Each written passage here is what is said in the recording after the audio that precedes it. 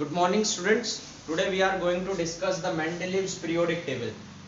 Before that, we have already completed the Dauvergne traits and the Newland law of octaves. Dauvergne traits में हमने क्या पढ़ा था? That there are traits, the group of three elements. Basically, we have studied the alkaline group, alkaline earth metal के बारे में पढ़ा था, halogen group. ठीक है, तीन में पढ़ा था. What we have studied in that? We have studied that the atomic mass of the first and last element, the average atomic mass of first and last element should be equal to the middle element. Newland law of octave आया, उसने क्या बताया? उसने ये बताया कि जो first element है, एट्थ एलिमेंट जो भी होगा उसकी फर्स्ट एलिमेंट के साथ प्रॉपर्टी मैच करेगी. लेकिन उसका हमें लिमिटेशन क्या था कि उसका जो ये लॉ था ये कहाँ तक काम किया? ये कैल्शियम तक काम किया, लेकिन उसके बाद वाले एलिमेंट्स के ऊपर ये काम ही नहीं कर रहा था. अब प्रॉपर्टीज जैसे मैंने आपको बताया था, कोबाल्ट एंड निकल उसने नॉन मेटल्स स्पेशली गैसेस के साथ रख रखा था, लेकिन उसके पास प्रॉपर्टीज तो सारी आयरन की है. इसलिए इसके बाद मेंडलीव आए 1869 में और इन्होंने अपनी पीरियोडिक टेबल दी. 1869 में इन्होंने अपना पीरियोडिक टेबल के बारे में बताया. इन्होंने क्या कहा? देखो, इन्होंने कहा when the elements are going to be arranged in the increasing order of their atomic mass. When the elements are going to arrange in the increasing order of their atomic mass, the elements which has the similar properties, लिखा है मैंने in terms of property, the elements which has the similar properties will repeat after a regular interval or a period. देखो, Octave ने क्या कहा था? Octave ने ये कहा था कि हर एट्थ एलिमेंट उसके रिस्पेक्टिव में जो फर्स्ट एलिमेंट है उससे उसकी प्रॉपर्टीज मैच करेगी. लेकिन उसका कहाँ फेल हो गया? कैल्शियम के बाद फेल हो गया. इसने अब ये वर्ड यूज नहीं किया, इसने ये वर्ड हटा दिया बस, और कुछ नहीं किया. इसने कहा कि एक रेगुलर इंटरवल, एक रेगुलर पीरियड के बाद उस एलिमेंट की प्रॉपर्टीज क्या है, उस ग्रुप के अंदर रखे हुए एलिमेंट से मैच करेगी. देखो, अब hence he give a law, इसने इसी के ऊपर एक लॉ दिया. क्या था? The properties of element. Element है, उनकी केमिकल फिजिकल प्रॉपर्टीज होती है, are periodic function of the atomic mass. इसका मतलब क्या है? इसका मतलब समझो. The properties of element are the periodic function of their atomic mass. By this law, he would like to say that when the element are going to arrange in the increasing order of their atomic mass, ठीक है, जो element आप जब किसी table में किसी horizontal and vertical वे में element को आप अरेंज करोगे किसी टेबल के अंदर, तो किसके रिस्पेक्ट में? Increasing atomic mass. ठीक है, तो एलिमेंट, जिन एलिमेंट की प्रॉपर्टी सेम आएगी वो एक रेगुलर इंटरवल के बाद क्या है? रिपीट होगा और वो एक ही ग्रुप में लाई करेंगे. ठीक है, अभी मैंने आपको पीरियोडिक टेबल बताई थी. सपोज करो ये पीरियोडिक टेबल है आपकी, मैंने बताई भी थी आपको. ये इस टाइप से आपकी पीरियोडिक टेबल है ये. हाँ, ये तो होते हैं आपके पीरियड्स और ये क्या होते हैं? कॉलम्स. जो कॉलम्स होते हैं इनको बोलते हैं क्या? ग्रुप. और जो हॉरिजॉन्टल लाइंस होती है इनको क्या बोलते हैं? पीरियड्स. ठीक है, ये आपके क्या है? ये ग्रुप है. तो उसने बताया कि जो एलिमेंट एक ही ग्रुप में लाई कर रहे हैं उनकी केमिकल प्रॉपर्टीज क्या है? सिमिलर है. वो सिमिलर बिहेव करते हैं बहुत सारी सिचुएशंस में. There are very rare situation where their behaviour are different. ठीक है, बहुत रेयर सिचुएशन है. तो इसने जो पीरियोडिक टेबल दी थी वो 63 एलिमेंट इसके टाइम में डिस्कवर हुए थे, इनके ऊपर दी थी. ठीक है, 63 एलिमेंट्स दिए थे. अब इसकी पीरियोडिक टेबल की की पॉइंट्स क्या थे? इसने 3-4 बातें बोली थी. इसकी पीरियोडिक टेबल में पहली बात तो 7 तो पीरियड थे, मतलब 7 हॉरिजॉन्टल ग्रुप्स थे. 7 हॉरिजॉन्टल आप पीरियड बोल लो. 7 हॉरिजॉन्टल, ये 7 ये हॉरिजॉन्टल क्या थे? या पीरियड्स थे. ठीक है, और 8 क्या थे? ग्रुप थे, मतलब वर्टिकल लाइंस. 8 क्या थे? ग्रुप थे.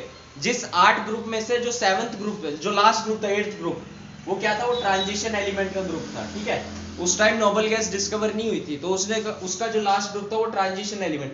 अब आप पूछोगे सर ट्रांजिशन एलिमेंट क्या होते हैं?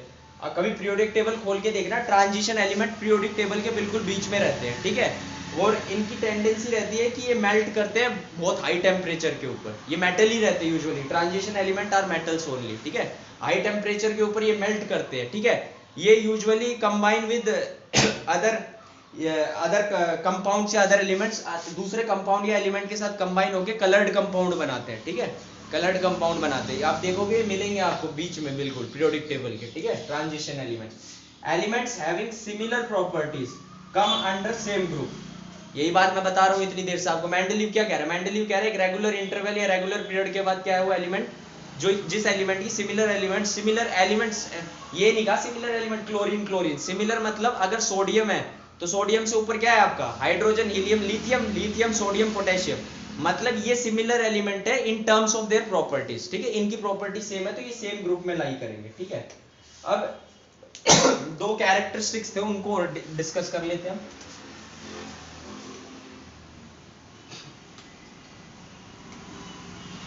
मेंडलीव की जो टेबल थी इसके दो कैरेक्टरिस्टिक्स थे, ठीक है।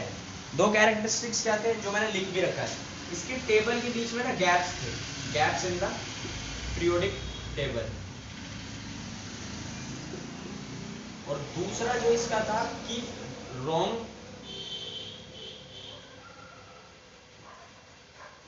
Arrangement of some element on the basis of atomic mass, nickel and cobalt का, ठीक है। Gaps in periodic table. इसकी पीरियोडिक टेबल में क्या था, जैसे इसमें सपोज करो यहाँ आपका है लिथियम, नीचे इसने रख दिया सोडियम, ऐसे यहाँ पे क्या है हाइड्रोजन, हीलियम, लिथियम के बाद क्या था हाइड्रोजन, हीलियम, लिथियम, बेरिलियम या बोरोन, बेरिलियम आता है, ठीक है। उसके बाद मैग्नीशियम, उसके बाद सोडियम के बाद क्या आता है मैग्नीशियम। अब सपोज करो ये एलिमेंट है, ये इसको नहीं पता, इसने क्या यहाँ गैप रख दिया, ठीक है। तो इसकी टेबल क्या बताती है, इस पॉइंट से आपको बताना। जैसे अगला एल्यूमिनियम है, ठीक है, यहाँ पे उसको नहीं पता उसने गैप रख दिया। ऐसे ही आपका अगला सिलिकॉन है, उसको नहीं पता उसने गैप रख दिया, ठीक है। ये चीज क्या डिनोट कर रही है आप देख रहे हो, इसने बताया कि प्रॉपर्टीज, जिन एलिमेंट की प्रॉपर्टी सिमिलर एलिमेंट है on the basis of properties would going to be lie in the same group. अब इसने देखा कि यहाँ पे तो कुछ उसने वो एलिमेंट्स छोड़ दिए, इसका मतलब क्या है इन फ्यूचर उन एलिमेंट्स की डिस्कवरीज होगी। तो हम ये कह सकते हैं Mendeleev periodic law predict the existence of some element that had not been discovered at his time.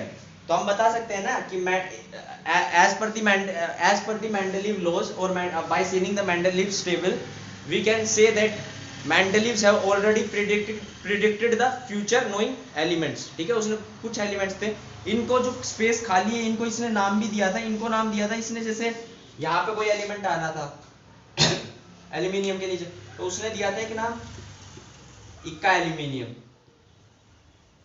इक्का एल्यूमिनियम, ठीक है, इक्का एल्यूमिनियम। ऐसे ही इसने यहाँ आना था तो यहाँ क्या दिखा इक्का मैग्नीशियम, ठीक है, यहाँ आना था इक्का सिलिकॉन, ठीक है।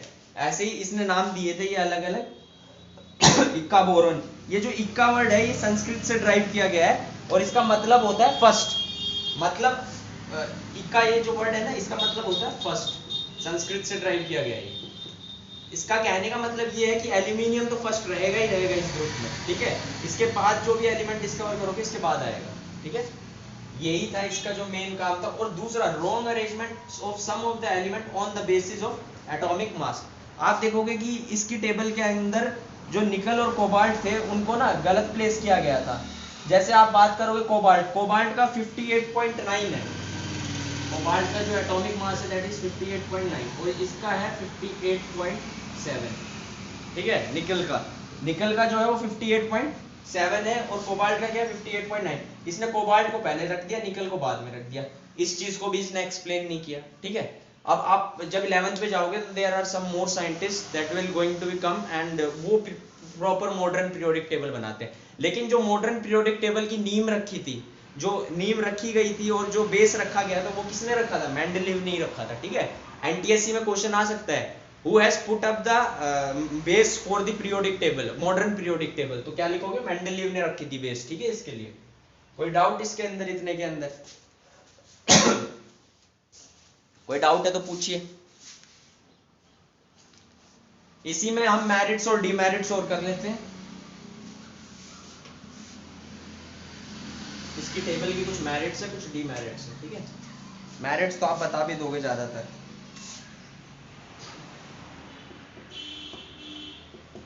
पहली मेरिट क्या है, आपको अभी मैंने बताया था गैप है तो इसका मतलब क्या शो कर रहा है, predict the existence of some element that has not been discovered. इसने प्रेडिक्ट कर लिया था,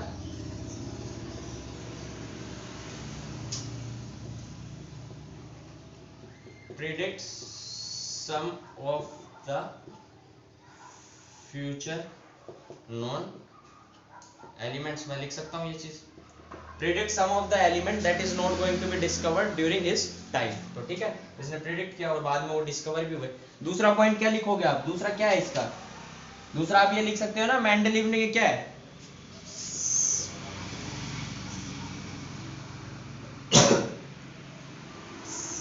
सेवरल एलिमेंट्स की प्रॉपर्टीज क्या है, इसको खुद पे खुद मिल गई जब वो अरेंज करने चला। सपोज करो जैसे सोडियम है, इसके नीचे पोटेशियम आ रहा है, कहने का मतलब ये है कि पोटेशियम के ऊपर उसको इतनी सर्च नहीं करनी पड़ी, उसको पता था कि पोटेशियम एक रेगुलर पीरियड के बाद एलिमेंट रिपीट हो रहा था, तो उसने पुट करके देखा, पोटेशियम को एक बार मैग्नीशियम के नीचे पुट करके देख लिया, उसने देखा कि पोटेशियम की प्रॉपर्टी ज्यादातर सोडियम पे मिल रही है, तो उसको क्या है, उसने इजी बना लिया, study of several elements and their properties, several study, ठीक है, study of several element and their property become easy, easy बना ली इसमें।